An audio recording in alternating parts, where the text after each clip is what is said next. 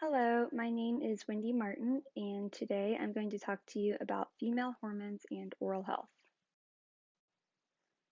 Female hormones, what are they and what do they do? So, estrogen and progesterone are the two main female hormones, and they are responsible for secondary sex characteristics in the female body, as well as for maintaining the normal menstrual cycle and regulating various changes throughout pregnancy. Luteinizing hormone and follicle stimulating hormone are involved in the normal menstrual cycle.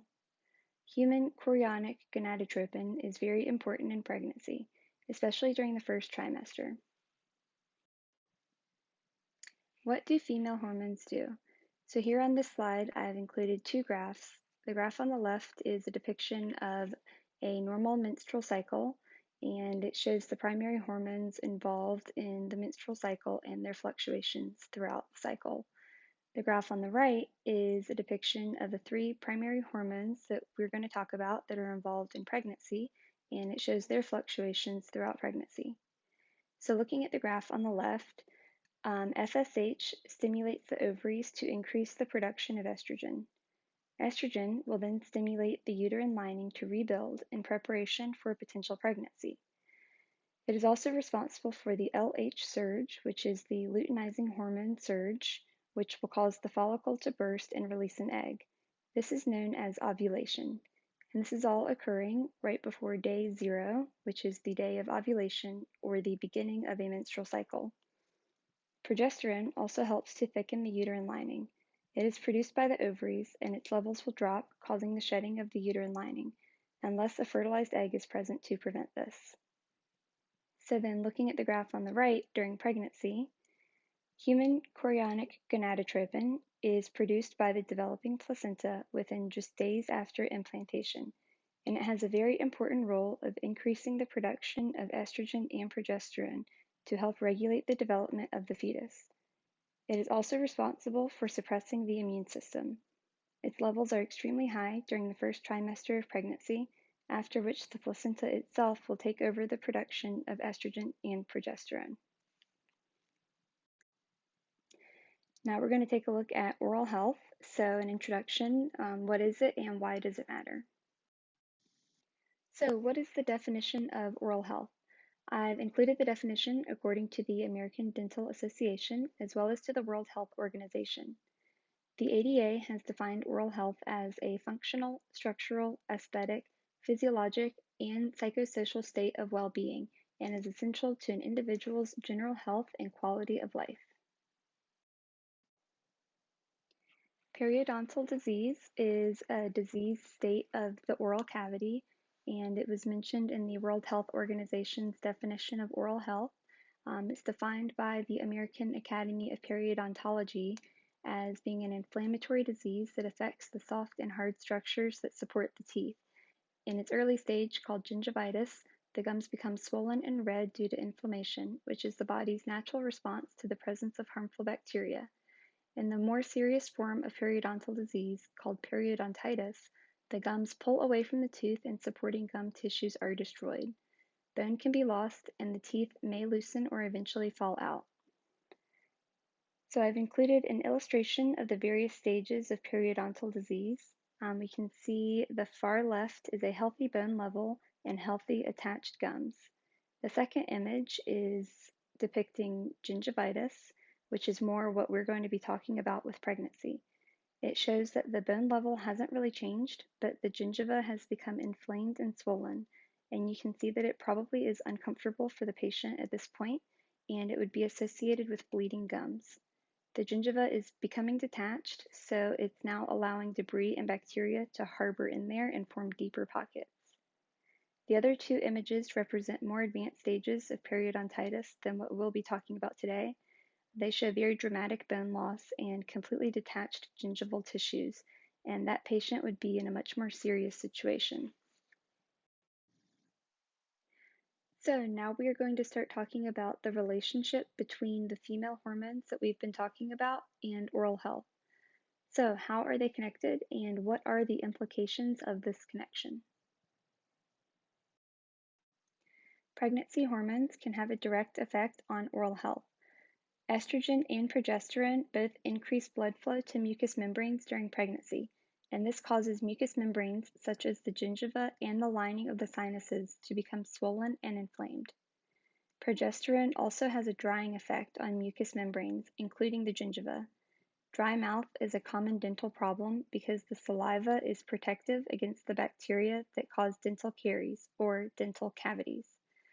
When a patient has a proper amount of saliva, it is able to neutralize the harmful acids and suspend bacterial cells in the liquid medium so as to prevent or slow the formation of plaque biofilms. Human chorionic gonadotropin is the hormone that is considered primarily responsible for causing morning sickness during pregnancy, which is actually more accurately called nausea and vomiting of pregnancy because it is not only associated with the morning time. Vomiting introduces erosive acids into the mouth, and they will erode the dentition and lead to gingivitis over time. So here I've included the definition of what's known as pregnancy gingivitis as defined by the American Pregnancy Association. This is pretty much just what I was explaining on the previous slide. The hormonal and physiological changes during pregnancy so often cause this condition that it was even named pregnancy gingivitis. This condition usually occurs between the second and eighth months of pregnancy, presumably because the effects of the acid erosion are beginning to really appear at this time, and the levels of estrogen and progesterone are reaching their highest levels during this time as well. According to the Centers for Disease Control and Prevention, anywhere from 60 to 75% of pregnant women are affected by pregnancy gingivitis. So, like I said, it's a pretty common condition and it's serious and can have very serious implications for a pregnant woman.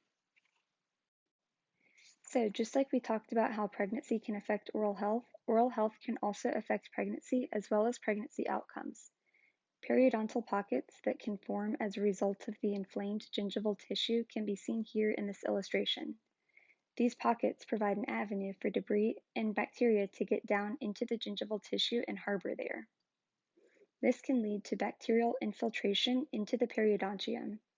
From here, the toxins produced by the bacteria stimulate a chronic inflammatory response, causing the periodontium to be broken down and the pockets to worsen and become infected. This infection can lead to recurrent bacteremia, which is the presence of bacteria in the blood. This process can then trigger the hepatic acute phase response, which will result in the production of cytokines, prostaglandins, and interleukins, all of which can affect pregnancy. So, we've talked about the implications that poor oral health can have on pregnancy, but what does that mean in terms of actual risks to the pregnancy? Poor oral health has been associated with both preterm birth and low birth weights. I mentioned that cytokines, prostaglandins, and interleukins can be stimulated by pregnancy gingivitis, and several studies have actually found the presence of these inflammatory markers in the amniotic fluid of women suffering from pregnancy gingivitis and who also experienced preterm birth when compared to healthy controls. So it's thought that the inflammatory cascade actually prematurely initiates labor, although the full mechanism is not yet totally understood. The mechanism for low birth weights that are associated with mothers suffering from pregnancy gingivitis is thought to be that the release of prostaglandins restricts placental blood flow and causes placental necrosis and resultant intrauterine growth restriction.